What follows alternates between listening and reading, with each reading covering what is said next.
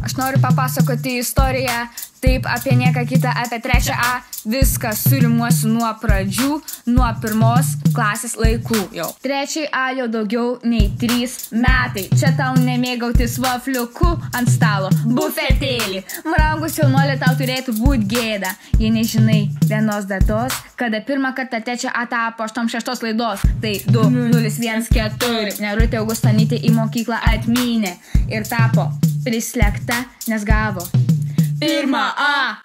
O tada šiek tiek vėliau 2015, jei konkrečiau, vyko labai didelis balius, nes pupai tapo aktualūs. Pupai! Jo, visi sakom, jo, pupai! Tapo aktualūs. O vėliau pupai buvo parašyti, nuo špargalkės nurašyti. Nerimą kėlė kiti dalykai.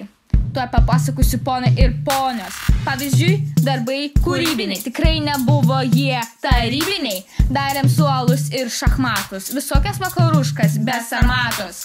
Sprendėm matkė, darėm renginukus, kad paimtumėm visus 100-ukus, jo. O kai suradom mes Kęstutį, ekskursiją vežė mus Kęstutis. Iki molėtų mus Kęstutis pametėjo. Kęstutis.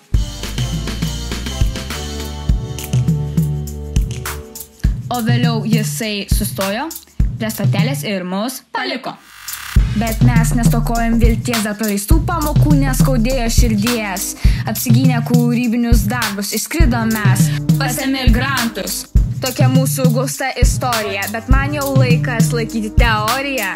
Vairavimas tai ne juokas, man jau po biškį važiuoja stogas. Tad laikykitės teisės jūs greičiau, na darykit kaip norit, nes aš jau baigiau.